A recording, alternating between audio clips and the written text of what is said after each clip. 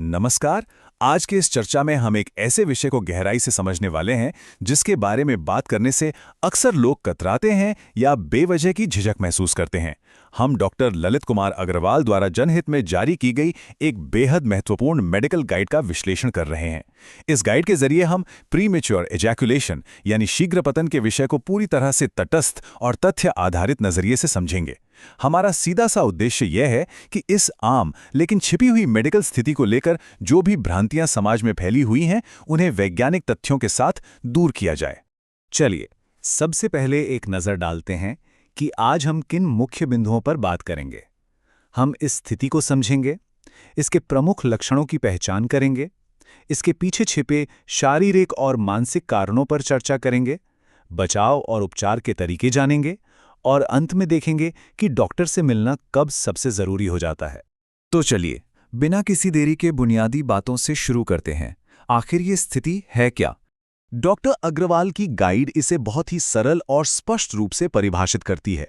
Premature ejaculation पुरुषों में होने वाली एक सामान्य यौन समस्या है जिसमें संभोग के दौरान अपेक्षा से बहुत जल्दी वीर्यस्खलन हो जाता है। यहां ध्यान देने वाली सबसे महत्वपूर्ण बात यह शब्द है, सामान्य यौन समस्या। हाँ, यह बेहद आम है। इसका सीधा सा मतलब है कि यह कोई दुर्लभ या शर्मनाक बात नहीं है, बल्कि एक पहचानी गई मेडिकल स्थिति है जिसका सामना कई लोग करते हैं। अब इस गाइड में लिखी एक बहुत ही गंभीर बात पर गौर करते हैं। इसमें बताया गया है कि ये समस्या इंसान में तनाव, आत्मविश्वास की कमी और वैवाहिक जीवन में असंतोष पैदा कर सकती है। मतलब बात सिर्फ एक शारीरिक प्रक्रिया तक सीमित नहीं है ना?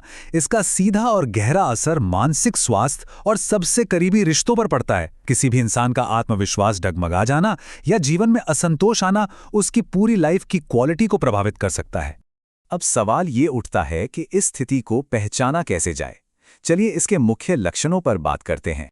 गाइड में इस स्थिति को पहचानने के लिए कुछ प्रमुख संकेत बताए गए हैं, जैसे संभोग शुरू होते ही तुरंत स्खलन हो जाना या इस पूरे प्रक्रिया पर बिल्कुल भी नियंत्रण न रहना।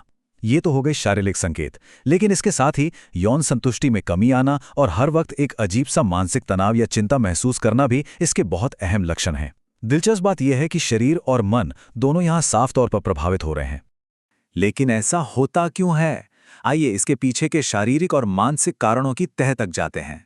सच कहें तो यह स्थिति मन और शरीर दोनों के एक उलझे हुए जाल की तरह है।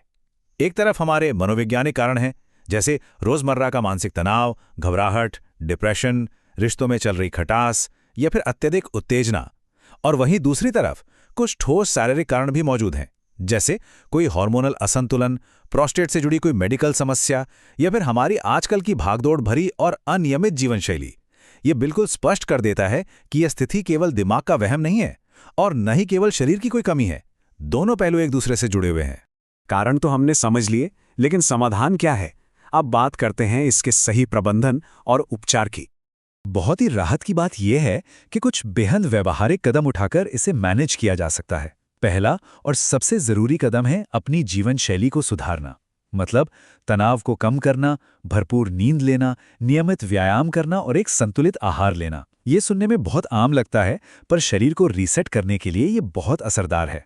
दूसरा बड़ा कदम है हर तरह के नशे से दूरी बनाना, क्योंकि नशा सीधे हमारे नर्वस सिस्टम को प्रभावित करता है। और तीसरा कदम है कुछ खास तकनीकों का अभ्यास करना, जैसे कि स्टार्ट स्टॉप मेथड। एक अनुशासित रूटीन अपनाकर काफी हद तक इस स्थिति पर काबू पाया जा सकता है।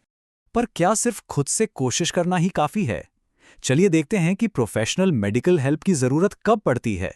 अक्सर संकोच और झिझक के कारण जो सवाल सबसे कम पूछा जाता है वो ये है कि आखिर एक डॉक्टर से संपर्क करने का सही समय क्या है?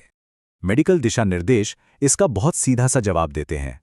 अगर ये समस्या बार बार हो रही है और इसकी वजह से वैवाहिक या मानसिक जीवन पर बुरा असर पड़ रहा है, तो बिना किसी देरी के एक विशेषज्ञ चिकित्सक से सलाह लेनी चाहिए। अंबिकापुर के कृति आरोग्य मल्टी स्पेशलिटी हॉस्पिटल द्वारा साझा की गई ये जानकारी एक बहुत बड़ा आश्वासन देती है कि उचित उपचार और सही मार्गदर्शन से इस समस्या में पूरी तरह सुधार संभव है। इसे कोई ऐसी स्थायी बीमारी मानकर जीवन भर सहने की बिल्कुल भी जरूरत नहीं है। तो इस पूरी चर्चा के अंत में एक बहुत ही विचार करने वाली बात है। अगर सिर्फ अपनी चुप्पी तोड़ने और सही पेशेवर मार्गदर्शन लेने से किसी की खोई हुई मानसिक शांति और रिश्तों का सामंजस्य वापस लौट सकता है, तो फिर इस पर खुलकर बात करने में झिझक कैसी? अक्सर समस्या से बड़ी बाधा उस पर बात ना करना होती है। उम्मीद है इस चर्चा से आपको वैज्ञानिक तथ्य समझने में मदद मिली होगी। याद रखिए, सही जानकारी ही जागरूकता की पहली सीढ़ी है। हमारे साथ जुड़ने के लिए बहुत बहुत धन्यवाद।